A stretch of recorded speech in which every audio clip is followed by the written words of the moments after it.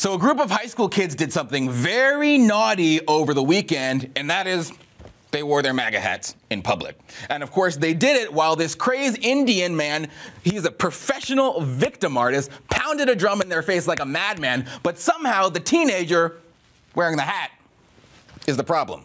You know, not the aggressive old Indian man. Because today in America, if you're wearing one of those hats in the public square, there's this unwritten rule in progressive America that you do not deserve to be treated equally. And you're not allowed to stand, and you're certainly not allowed to look at someone. No, if you're wearing a MAGA hat, all bets are off, buddy. So good luck with your life. If you so much as stand still with a MAGA hat on, it's considered an assault. Literally, that's what they're saying. The same rights and privileges that are afforded to everyone in America, all of those rights are all of a sudden revoked from you if you wear a MAGA hat, and you are shamed on all fronts.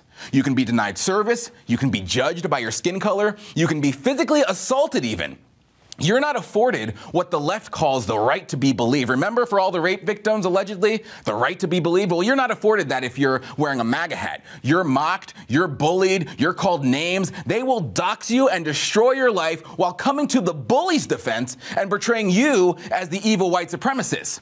And that is exactly what the boys from Covington Catholic High School learned this weekend at the pro-life march in Washington. And the media's treatment of the story was even more appalling than their usual garbage, because they somehow convinced bandwagon, virtue-signaling conservatives even, who were desperate to show the mainstream media how reasonable and respectable and responsible they were by joining in on this effort to destroy an innocent teenager's life for doing absolutely nothing wrong. But I will say this, I accept their apologies, at least the ones who did.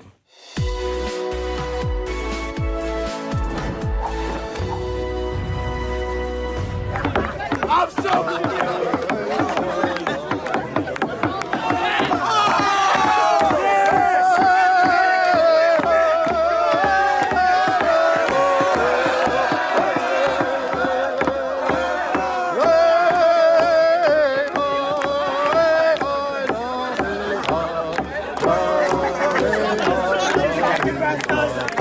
So I know a lot of conservatives even saw that and saw the kid as the aggressor. I gotta be honest, when I saw that video, all I saw was the young guy, who we now know is a guy named Nick Sandman, and is standing there in a MAGA hat, staring at an Indian man whose name we now know is Nathan Phillips.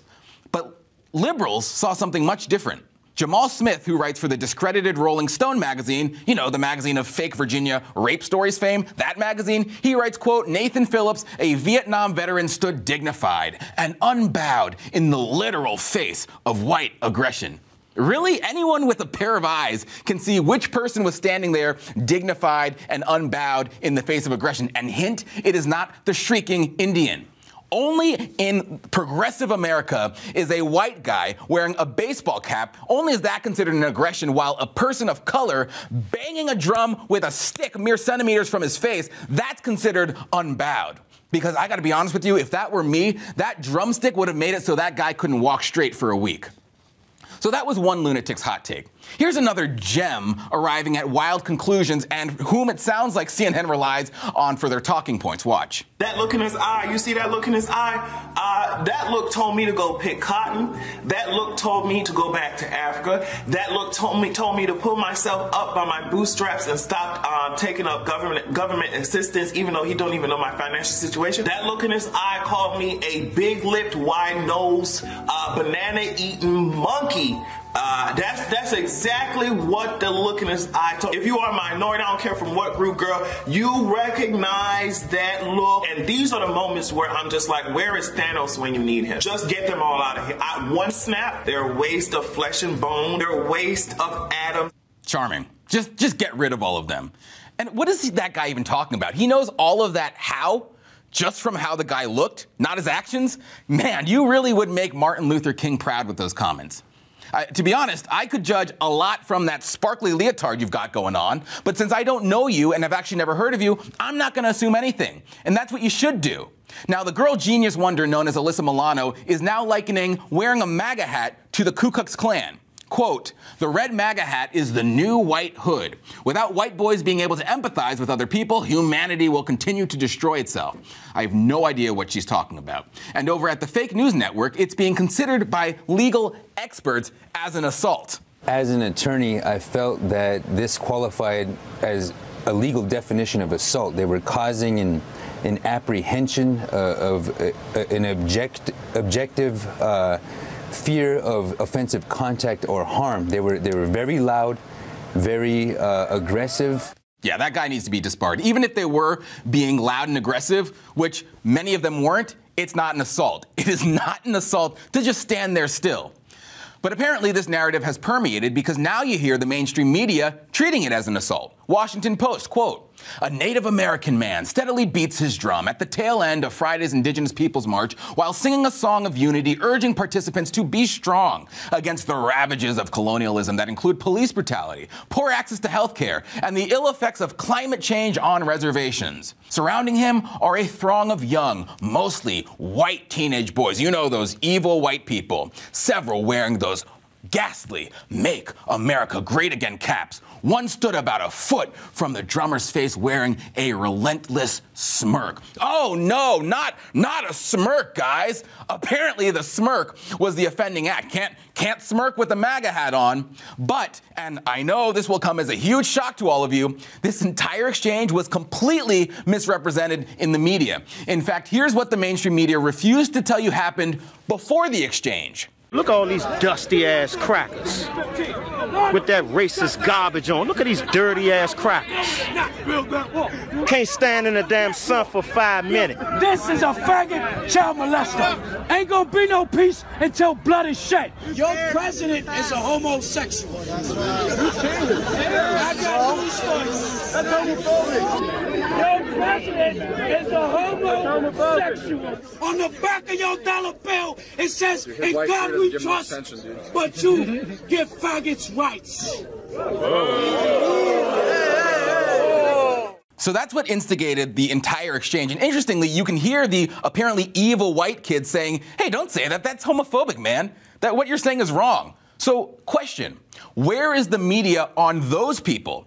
Now, that was a group known as the Black Hebrew Israelites. And what they're saying is objectively a whole lot more hateful than wearing a MAGA hat. So where is the media on that? Why is the media focusing on Sandman smirking, that awful smirk of his, and not these actually hateful, bigoted losers? Why they're not focusing on that is one of the biggest mysteries of the week. Because here was the real hate. I mean, you want to highlight hate? Those were the guys. You show those guys, they were the ones who were calling African-American students among the Covington Catholic High School students words like Uncle Tom, coon, and worse. And you say, wait, black students? Because I thought there were no African-Americans and that they were all racist white kids. After all, that's what the media told me. These thuggish grown men known as the Black Hebrew Israelites, they shouted at a teen boy, said that his white friends would harvest his organs. So they have this violent and racist imagery.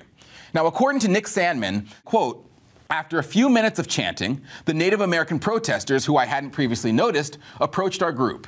The Native American protesters had drums and were accompanied by at least one person with a camera. The protester everyone has seen in the video began playing his drum as he waded into the crowd, which parted for him. I did not see anyone try to block his path. He locked eyes with me and approached me, coming within inches of my face. He played his drum the entire time he was in my face." But Nathan Phillips has a very different account of what happened. I heard them saying, "Build that wall, build that walls." You know, this is indigenous lands. You know, we're not supposed to have walls here. We never did. Yeah, first of all, none of that is true. We went through the entire video and did not hear a single student chanting, "Build that wall." And secondly, it's also not true that indigenous tribes never had walls. I mean, not to be petty here, but these are just the facts. Because if you look here, you can see this is what an Iroquois village looked like. Weird, because I mean, those almost look like the steel slats that Donald Trump wants to put on the US-Mexico border. But I digress on that. Now, the Indian man also claims that the teenagers went to attack black individuals, but again, there is no video evidence to back that up. In the video that we saw, the students actually took great care to make sure that there was plenty of space between their group and the crazy grown men, the Black Hebrew Israelites, shouting disgusting things at them. Now, he claimed these young MAGA hat-wearing men were beastly, and these old black individuals, they were their prey. And he claims to have stood in between them, of course, painting himself as the hero. Isn't he so brave. He's tried to stop the altercation. And he says what the young man was doing, this is according to Nathan Phillips, was blocking my escape. No, he wasn't, Nathan. The man, Nathan Phillips, walked directly up to the boys and beat his drum in their faces until the students left to board their bus. And in the video, you can see he makes no effort to go around Sandman. He is simply lying. And by the way, this is not Nathan Phillips' first rodeo. This guy actually has a history of making himself a victim on the news. In 2015, he was in the news when a group of students at Eastern Michigan University allegedly harassed him. Do you realize how backwards all of this is? Because you have the radical black activists, the black Hebrew Israelites, hurling actually hateful things, and the guys who the media pins as the hateful ones are the MAGA kids because of their choice of headwear, because they were wearing this, they're the hateful ones, not the black Hebrew Israelites. And by the way, it wasn't just the black Hebrew Israelites. The Native Americans were also screaming hateful things, telling the kids to go back to Europe. Can you imagine if they said go back to Africa to black people? If you want to know who's dividing the country, look no further than the media on this story. They are the real problem in this story, because what happened is a number of conservatives who want to appear fair and they want to appear like they're calling like it is, well, they fell for this farce. Now, of course, they have since apologized, which is, more than you can expect from liberals, but it just shows you that the media's effort to tear the country apart is more successful than anyone on our side would like to admit. There were plenty of bad actors in this exchange, but the media, for whatever reason, they decided to go after the Trump supporters, who out of all these people were the ones who did nothing wrong. And they did it intentionally. Saul Alinsky's rules for radicals: pick the target, freeze it, personalize it, and polarize it. That is exactly what they're doing. That is exactly what anyone on the left and in the media is doing to anyone who supports Donald Trump. It doesn't matter what transgressions they've committed. All they need, again, is this. Is the hat. And if you wear this, they will try to destroy your life. They are actively trying to destroy innocent people's lives. They, of course, do it to adults all the time, but those adults chose to be in the public eye. So it's a little different there.